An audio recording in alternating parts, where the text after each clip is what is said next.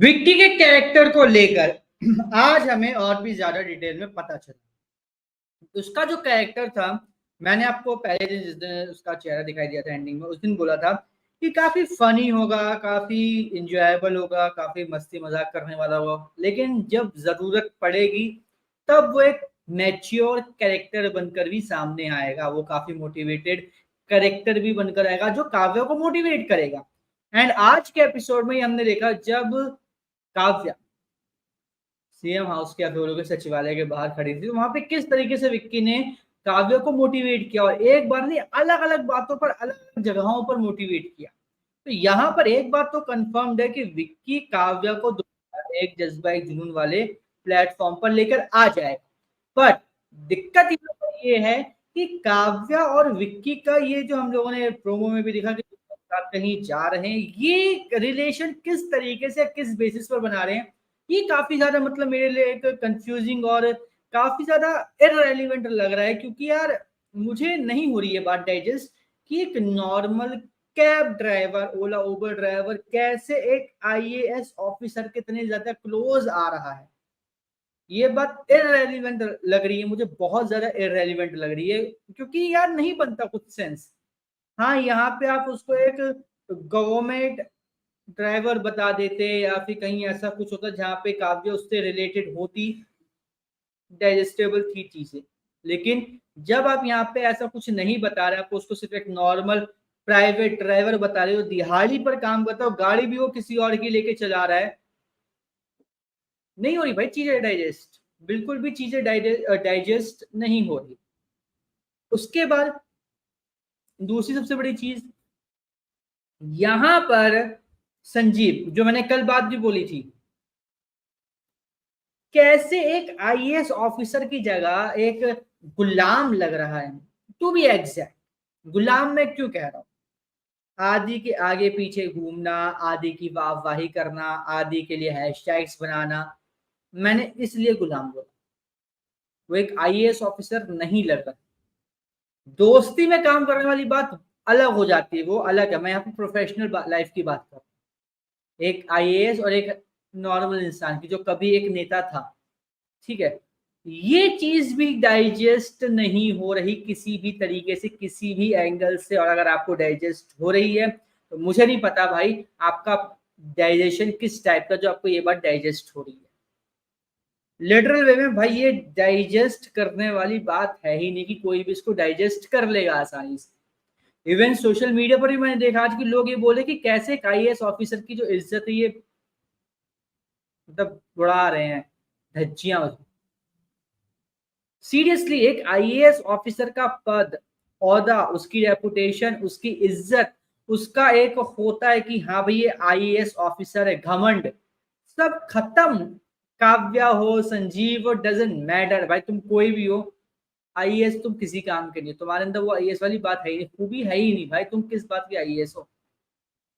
आके तुम्हें कोई भी बजा के चला जाता है, घंटे हो तुम तो, एक देर आता पट पट बजा के चला जाता है, वक्त तुम ऐसे बजते रहते हो। हाँ, ये आईएएस ऑफिसर होता है जिसके लिए वो इतनी ट्रेनिंग, इतनी हार्ड मेहनत करता है भाई, इतना भाई मुश्किल टफ एग्जाम होता है, वो देकर आईएएस बनता है। इसलिए कि कोई भी आए वो बजा के चला जाए, क्योंकि इस शो में तो यही दिखाया जा रहा है। सीमा चौधरी आके बजा के चली गई, गिरिराज प्रधान आके बजा के चले जाते हैं, वो इनके हेड है वो इनको आके बजा के चले जा रहे हैं, शुभ आके बजा के चला गया, जो आता है बजा के चला जाता है। आईएएस की रेपुटेशन कहाँ है, कहाँ है आईएएस की रेपुटेशन, कहीं दिखी नहीं रही पूरे शो में। और काव्या पर से ये बात, मुद्दा एंड हुआ, पॉज हुआ, संजीव के ऊपर अब वही चीज लागू हो गई। तो ये चीज मुझे सही नहीं लगी, पर्सनली सही नहीं लगी, और आगे भी नहीं लगने वाली। आई होप सो कि इनके ऊपर कोई स्ट्रिक्ट एक्शन ना ले ले वो आईएएस ऑफिसर, वरना भाई खून के आंसू ला सकता है वो आईएएस ऑफिसर, बहुत गंदे वाले खून के आंसू। सेकंड चीज ये, काव्या की फैमिली जिस तरीके से रिएक्ट और एक्ट कर रही है काव्या के लिए, वो भाई माइंड ब्लोइंग है, सीरियसली माइंड ब्लोइंग है। क्योंकि काव्या की फैमिली काव्या का इतना ज्यादा साथ दे रही है कि मतलब कोई सोच भी नहीं सकता। मयंक, उसकी मम्मी, उसके पापा, सब लोग इतना मतलब कर रहे हैं कि कोई सोच नहीं सकता कि सच में किसी की फैमिली इतनी ज्यादा एक सपोर्टिव हो सकती है। हाँ, काव्या की मम्मी चेंज होगी, मुझे बड़ा गंदा लग रहा है, बट हाँ, उस बात को इग्नोर करके अगर चले तो भाई बहुत अच्छा और सपोर्टिव नेचर मुझे पूरे का पूरे परिवार का लग रहा है, बहुत ज्यादा। खासकर काव्या के पापा और मयंक का, क्योंकि यहाँ पे मयंक भाई हर हाल में काव्या को आगे से आगे ले जाने पर तुला हुआ है कि भाई फिर से वो आईएएस की जॉब वापस ले। और सचिवालय में उसकी जॉब अभी भी है, कहीं और इधर उधर पोस्टिंग वगैरह नहीं हुई, जो मुझे लग रहा था कि शायद हो गई, बट नहीं हुई है। अब यहाँ पे बात ये भी है कि काव्या इसलिए नहीं आना चाहती सचिवालय क्योंकि भाई आदमी मिलेगा वहां पे, नेता है उसके अकॉर्डिंग, और भाई पुरानी मेमोरीज रिफ्रेश होगी, तो इसलिए वो सचिवालय नहीं आना चाह रही थी। और ये बात उसने बोला भी कि यहाँ पे नहीं होगा, मतलब जो पापा थे काव्या को बोला, उन्होंने बोला भी है आदि वगैरह नहीं होगा तो तुम क्यों नहीं ज्वाइन कर रही हो।